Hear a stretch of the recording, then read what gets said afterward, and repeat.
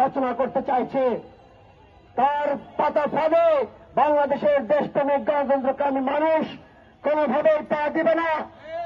সেই আহ্বান নিয়ে আমাদের ঐক্যকে সংহত করতে ছাত্র শক্তিগুলোকে মিলে জাতীয় ছাত্র কাউন্সিল গঠন করার দাবিতে এবং বাংলাদেশের ভিতর যে অসম্প্রীতি আমরা দেখতে পাচ্ছি তা দূর করতে আমাদের জাতীয় ঐক্যকে ধরে রাখার আহ্বান নিয়ে আমাদের সংহতি যাত্রা চলছে, সারা বাংলাদেশ ব্যাপী চলবে। আমরা আবারও বলি, বাংলাদেশের সাথে ভারতের যত নতজানু চুক্তি আছে, দেশ বিরোধী জাতীয় স্বার্থ বিরোধী চুক্তি আছে, সকল চুক্তিকে রদ করে তাকে বঙ্গোপসাগরে ছুঁড়ে ফেলতে হবে। আমরা একই সাথে বলি, বাংলাদেশের জনগণের সাথে ভারতের জনগণের মৈত্র, আর বাংলাদেশ রাষ্ট্রের সাথে জাতীয় স্বার্থের ভিত্তিতে পৃথিবীর যে কোনো রাষ্ট্রের সাথে আমাদের বন্ধুত্বের সম্পর্ক তৈরি হতে পারে। তার ভিত্তি হবে ন্যায্যতা, সমতা এবং মর্যাদা।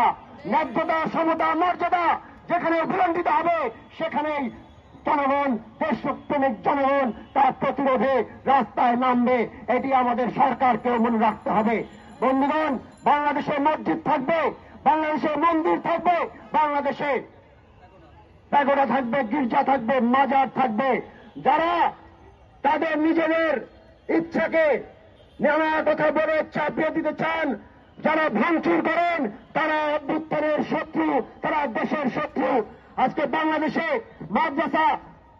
মাদ্রাসার শিক্ষার্থীদের দুষ্কারি দেওয়া হচ্ছে, জনগণকে উস্কানি দেওয়া হচ্ছে, নানাভাবে উস্কে দিয়ে আমাদেরকে নানা ধরনের কাজের দিকে ঠেলে দেওয়া হচ্ছে। আমরা দেশপ্রেমিক জনগণকে সে বিষয়ে সজাগ থাকার আহ্বান জানাই। বাবরি মসজিদকে আক্রমণের লক্ষ্যবস্তু করা হয়েছে। আজকে ভারতে যেভাবে মসজিদকে, মাজারকে আজকে আক্রমণের লক্ষ্যবস্তু করা হচ্ছে, সেখানে হচ্ছে সাম্প্রদায়িক বিশ্বাস প্রচারণার চেষ্টা করা হচ্ছে। আজকে বাংলাদেশে তার জন্য কিছু লোক আজকে আমাদেরকে সেই একই পথে উস্কানি দিচ্ছে। আমরা সকলকে গণমানুষের শত্রু হিসেবে এবং গণতন্ত্রের শত্রু হিসেবে চিহ্নিত করতে চাই এবং গণতন্ত্রকামীদেরকে ঐক্যবদ্ধভাবে এই সকল বিষয় প্রতিরোধ করতে আহ্বান জানাই। অভ্যুত্থানকে রক্ষা করতে হবে। বাংলাদেশের বর্তমান সরকার অভ্যুত্থানের উপর দাঁড়িয়ে আছে, তাকে গণতন্ত্রের দিকে যাত্রা করায় আমাদের সবাইকে সহযোগিতা করতে হবে।